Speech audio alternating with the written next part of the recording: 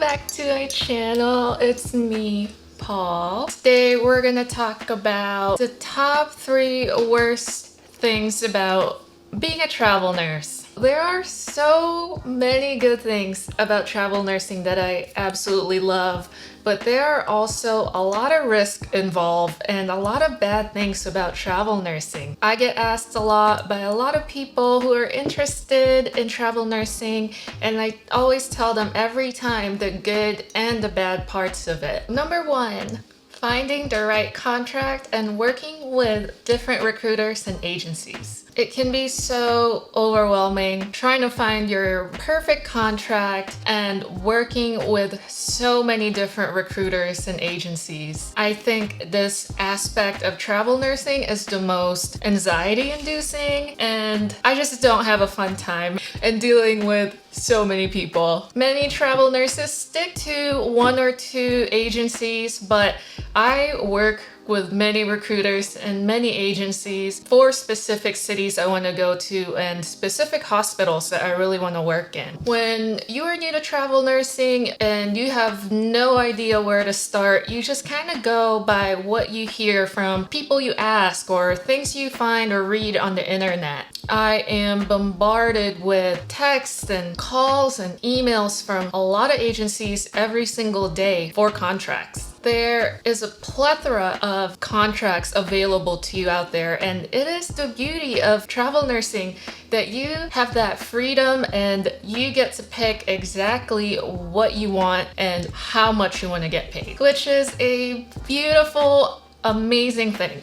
But there are downsides to having that freedom. The downside to this and working with multiple agencies is that you're kind of on your own to find the best rate for you. If you're looking at a specific hospital contract, many agencies might have different varying rates for this exact same contract. So of course you would want to go for the contract that offers you the most money. But if you are very loyal to one specific agency and they're not really giving you the same price, you can talk to your recruiter and ask for a match for that rate. It gets really tricky with price gouging and knowing what the bill rate is for the actual contract, and if your agency is lowballing you, if they're really taking a bigger cut for themselves. So there's a lot of mistrust sometimes. Sometimes it's really hard to trust your recruiter and if their intentions are really for your benefit. Make sure you do your thorough research and check how the market rates are going for that contract or in that area to make sure that you are getting the right rate for that contract. And like I said earlier, talk to your recruiter, and it doesn't hurt to ask to match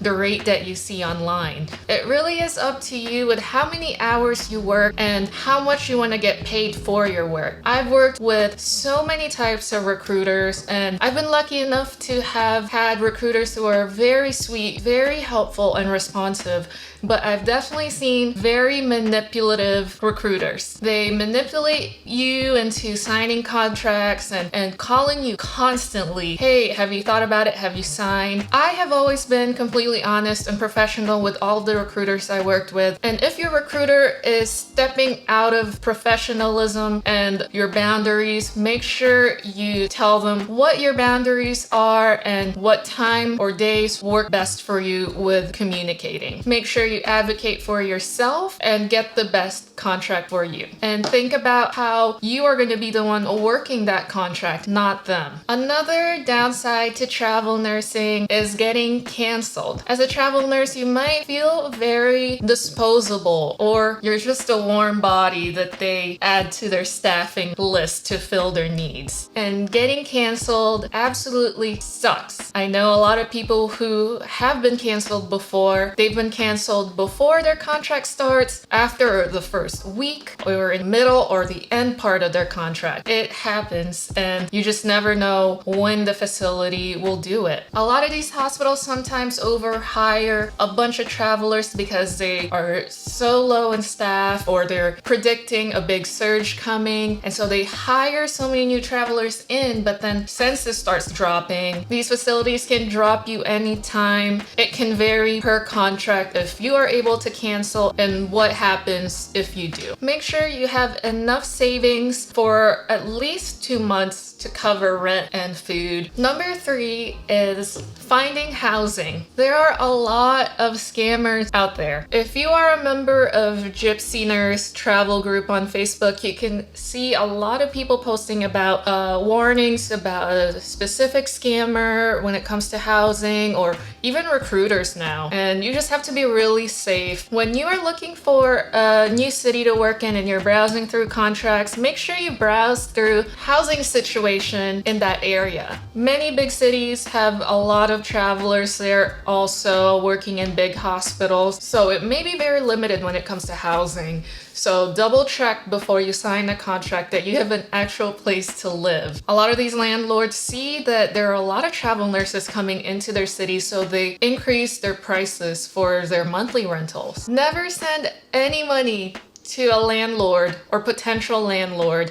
without making sure that it is a legitimate rental property and or you've physically seen it in person. Check the reviews and only go on trustworthy websites. I've gone on Craigslist before as well, and sometimes you just know off the bat when you start having a conversation with them that it feels very sketchy, or if the pictures don't look real. I've used Furnished Finders now for over a year and I haven't had any issues with them. And never book a place until you have a contract secured. The travel nurse groups talk about how they've lost so much money without even starting yet on their contract because either place isn't real, or they got scammed, or they got canceled by the facility. It's so frustrating and heartbreaking when you are so ready and pumped to start your new contract, start in a new city, and your housing or your contract falls through. And being invested in that city or that contract already,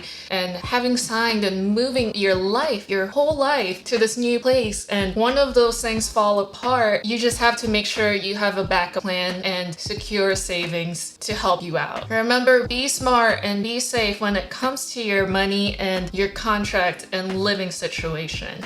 Also check for the crime or safety in that area. Make sure you're in a good neighborhood, especially if you are alone traveling. I hope this helps anyone out there who is interested in travel nursing and kind of see the behind the scenes and everything that a travel nurse goes through. It can be very stressful, and if you have a lot of stressors in your life already, this is just gonna add to it. So be mindful of it. Travel nursing is very, very risky, but it is also very rewarding and so much fun. Always be safe, guys, and do your research. And as always, you have a lot of resources out there, and feel free to ask me any questions you have about travel nursing. I'd be happy to help. So thank you guys for watching, and I will see you next time. Bye!